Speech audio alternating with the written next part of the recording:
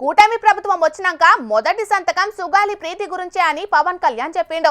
కానీ ప్రభుత్వం ఏర్పాటయ్యి 14 నెలలైతున్నా ఇంకా కూడా ఆ కేసు గురించి స్పందిస్తలేడు.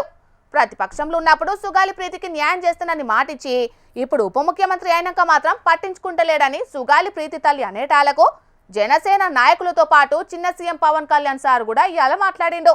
మరి పవన్ సారు ఏమన్నాడు, ఏం కథ పురాగా అడుచుకుందాం పాండ్రి. ఆ పాపకి న్యాయం జరగాలి, దోషులుంటే శిక్షింపబడాలి, దాంట్లో అసలు ఎప్పుడు లేదు. కానీ ఇలా ఒత్తిడి పెట్టాల్సిన వారికి కూడా నా విన్నపం ఏంటంటే, మీరు అసలు ఈ కేసు ఎవరి వల్ల బయటకు వచ్చింది మీరు చెప్పండి. సో మా త్రికరణ శుద్ధిని, మా చిత్తశుద్ధిని మీరు తక్కువ ఎంచినా. ఇక్కడ కేసులు వాళ్ళు కూర్చోబెట్టి నేను వెళ్ళి సాక్ష్యాధారాలు నేనేం క్రియేట్ చేయలేను. అక్కడ గత ప్రభుత్వం చేసిన తప్పులు కొనేసారు వీళ్ళు చాలామందిని. మరి ఏం కొన్నారు, ఎలా కొన్నారు, దీని మీద కేసు పెట్టాలి. ది లెట్ ఎంటైర్, ఇది నా ఒక్కటి కేసు కాదు, ఇది ఎంటైర్ సొసైటీకి ఇది సిచ్యువేషన్. మీరందరూ కూర్చొని ఒకసారి మన ఎమ్మెల్యేస్ అందరూ కూడా, మన నాయకులందరూ కూర్చోబెట్టి you try to take it to home minister గారు, including law and order CM గారి దృష్టిలో చేతిలో ఉంటుంది. కాబట్టి మీరు ఇంతకుమించి దీని మీద మాట్లాడకూడదు. విన్నారు కదా చిన్న సీఎం పవన్ కళ్యాణ్ సార్ వారి మాటలు.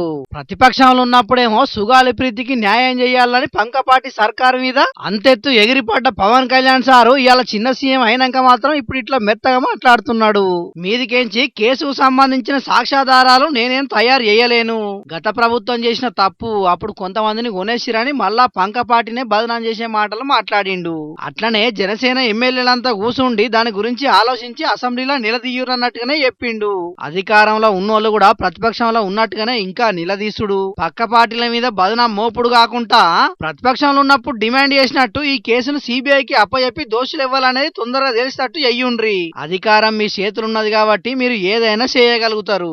అంతేగాని ఇప్పటి సుతం ఇట్లనే విమర్శలు చేసుకుంటా పోతే ఎట్లన్నట్టు చెప్పురి పవన్ సారు. కడమ రాజకీయ నాయకులు లెక్కనే మీరు కూడా అవకాశవాద రాజకీయాలు, మీ రాజకీయ ఎదుగుదల కోసం ఇటువంటి వాటిని వాడుకోకుండా దోషులకు శిక్ష పడేటట్టు చేసి మీ చిత్తశుద్ధిని నిరూపించుకోండి. అంతేగాని మేం చేయబట్టే ఆ కేసు బయటికి వచ్చింది, మా నాయకుడు పిలిపిస్తేనే 2 లక్షల మంది వచ్చి ర్యాలీ చేసిరని ఉద్దర మాటలు మాట్లాడితే జనం కొడతారు. కాబట్టి అసొంటి పరిస్థితి తెచ్చుకోవద్దని అంటున్నారు జనసేనాని జన సైనికుల మాటలు విన్న కొందరు ఏపీ పబ్లిక్.